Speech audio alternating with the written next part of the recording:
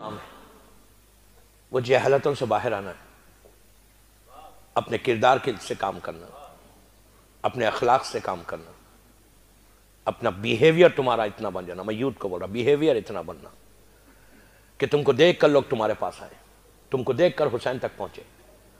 इसलिए कि दोस्तों, जिन जिन लोगों ने काम किया आज वो सब जिंदा है, वो हमेशा के लिए मर गए कि जिन्होंने अपने लिए जिंदगी गुजारी। आज कोई नाम पूछने वाला नहीं है उनका, अंधेरों में चले गए, मनो खाक के नीचे चले गए, कोई नहीं पूछ रहा। कौन पूछने वाला? बड़े बड़े सेठ आए और चले गए, हर दौर में आए, लेकिन जिंदा कौन है? एग्जिस्ट कौन कर रहा? वही कर रहा एग्जिस्ट कि जिन्होंने करबला के लिए काम किया, दीन के लिए काम किया। कल मैंने कई मिसालें दी, 3 दिन से मुसलसल बोल रहा, और उसका पहली चीज उस जज्बे को पैदा करो, उस फीलिंग्स को पैदा करो कि I have to do something. ये जज्बा पैदा होना, ये हमारे यूथ में ये जज्बा पैदा हो कि मुझे कुछ करना है। मैं बुजुर्गों को नहीं बोल रहा, बड़े मुझसे बेहतर जानते हैं ये जज्बा। कितने लोगों कभी रात में सोते हैं जब बिस्तर के ऊपर, तो कभी सोचते हैं कि यार मुझे कोई मौका मिले काम करने का। हम सुनते जमीर साहब ने काम किया, अबूजर ने काम किया, सलमान ने काम किया, इन लोगों का नाम ले सोचते, खुश होते। सिर्फ खुश होना नहीं है, उनकी सीरत पे चलना है। जब तक हम कुछ करेंगे नहीं तो कैसे लाइफ गुजरेगी?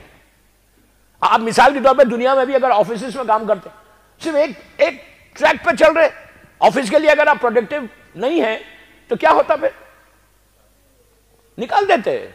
जब तक कुछ काम नहीं करते, सिर्फ तुम अपने लिए सोचते।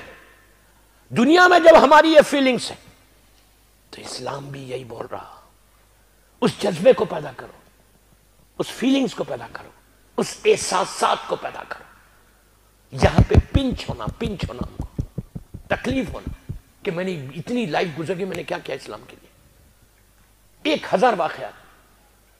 आज उस बीबी का जिक्र करो कि जिसने ऐसे मौके पे काम किया, रिस्क हलाल मुसलसल चल रहा ना, एक ऐसे मौके पे काम किया कि जब जिससे ज्यादा दौलतमंद खातून पूरे मिडिल ईस्ट में नहीं थी, मिडिल ईस्ट में इतनी दौलत के बाद, इतने पैसे, इन richest lady of the Middle East मलकतुल अरब थी। इस्लाम नहीं आया, इस्लाम आने से पहले मलकतुल अरब थी। इस्लाम आने से पहले इस्लाम नहीं आया। गौर से सुनो, इस्लाम में ये जज्बा बता रहा कि उस बीबी की फीलिंग, वो बीबी पे पूरी तकरीर नहीं कर रहा, मैं खाली बता रहा आपको कि वो फीलिंग्स पैदा करना, औरतों में भी ये फीलिंग्स पैदा होना कि मैं अपनी औलाद को इमाम के लश्कर का सिपाही बनाना है, मुझे करबला वालों के लिए अपने बच्चों को तैयार करना है। क्यों? इस्लाम नहीं आया, सिर्फ कुफर का जमाना, सारे दुश्मन, कोई ला इलाहा इल्लल्लाह बोलने वाला जाहिरी तौर पे कोई, गौर से सुनो, जाहिरी तौर पे कोई नहीं था, ओपनली कोई नहीं बोल रहा था ला इलाहा इल्लल्लाह, सब बुत परस्त थे सिवाय चंद के। ऐसे माहौल में किसी को यह मालूम भी नहीं था यह हलाल है यह हराम है। प्लीज एक जुमला गौर से सुनो, अभी दुनिया को मालूम नहीं था, आमतौर पे 95, 98, 99% लोगों को नहीं मालूम था कि हलाल क्या है हराम क्या है, सिवाय चंद। ऐसे माहौल में इतनी दौलत को हासिल किया कि रिचेस्ट लेडी बन गई मलकतुल अरब, और पूरा दुश्मन बोलता था, पूरे दुश्मन, उस वक्त तो सब काफिर और मुशरिकीन थे, उन लोगों की जबान पे एक ही जुमला होता था कि ये सिद्दीका है, ये ताहिरा है।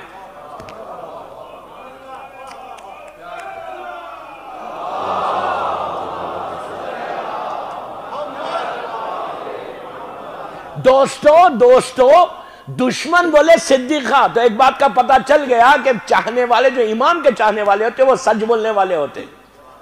ताहिरा पायस लेडी थी। ये दोनों अलखाब बीबी जहरा के हैं, लेकिन पहले इनकी मां को दिया गया ये अलखाब।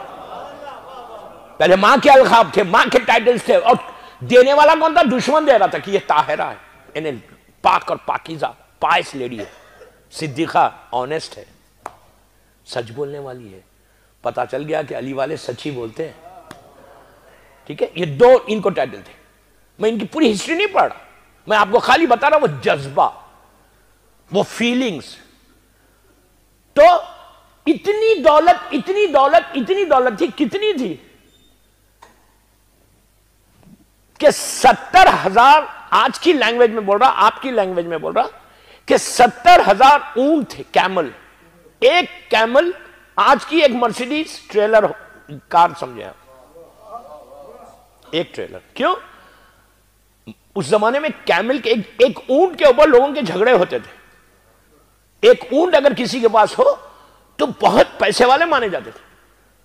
ऊंट उनके लिए सबसे बड़ी चीज थी। मोड ऑफ ट्रांसपोर्टेशन जो था उस जमाने में, सामान जब इधर से उधर जाता था, कार्गो एयरक्राफ्ट तो नहीं थे, नहीं एयरलाइन वेयरलाइन पैदा नहीं हुई थी जब, तो कार्गो, तो कुछ कार्गो जो होता था इधर से उधर ट्रांसफर जो होता था वो ऊंट के जरिए होता था।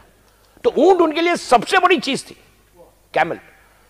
अगर किसी के पास 1, 2, 3, 4, 10, 20 हो जाए तो बड़ा आदमी था, बहुत बड़ा आदमी। 70,000 किसी के पास हो, 70,000। ना उस जमाने में इंटरनेट था, ना टेलीफोन था, ना वाईफाई था। क्या बोल रहा हूं मैं, नहीं बोलूंगा, इस पे भी बोलना है मुझे, आज नहीं कल। हाँ, कुछ नहीं था, ना कोई टेलेक्स था, ना फैक्स था, कुछ भी नहीं था। कम्युनिकेशन का कुछ था ही नहीं सिस्टम। आप कहां थी? मक्के के अंदर थी। आपका बिजनेस कैसा था? पूरे मिडिल ईस्ट में आपका बिजनेस था। 24 घंटे आपके कारवान से, आपके जो काफिले होते थे बिजनेस के, और 24 घंटे ट्रैवल करते थे। कभी सीरिया में, कभी यमन में है, कभी ईरान में, कभी अफ्रीका में, सेंट्रल अफ्रीका, इजिप्ट तक जा रहा। पूरे 24 घंटे आपका बिजनेस चल रहा, और आप वहां बैठी हुई मक्के में। यार ये सोचो कि कुछ नहीं है, कोई कम्युनिकेशन नहीं है, कोई टेलीफोन नहीं है, जाहिरी तौर पे हलाल हराम मालूम ही नहीं, लेकिन उसके बाद इतनी ज़हानत से कारोबार किया। इतनी इंटेलिजेंट लेडी थी, मामूली बात नहीं है इंटेलिजेंट होना। लोग कहते हैं कि अल्लाह के रसूल, ये बीबी की शादी पहले हुई थी और बीबी का विडो थी जब अल्लाह के रसूल के पास आई थी। ये मुसलमानों की रिवायतों में है। मुसलमानों ने जब तारीख लिखी उसमें यह लिखा कि बीबी की शादी हुई थी, बाद में अल्लाह के रसूल से हुई। इस रिवायत को हम एक्सेप्ट नहीं करते, इसलिए कि आम मुसलमानों ने भी, जो गैर मुतासिब थे, उन्होंने भी लिखा कि बीबी की शादी नहीं हुई थी किसी और से। हमारे एक आलिम दीन ने अजीब बात लिखी, उन्होंने कहा कि शादी खतीजा की हुई नहीं थी, इसलिए नहीं हुई थी कि वो फातिमा की मां बनने वाली थी। क्या बात है! जो बीबी जहरा की मां बनने वाली हो, मकाम जहरा वो था कि बीबी कहीं और किसी से शादी नहीं थी। मकाम जहरा शहजादी कौन है?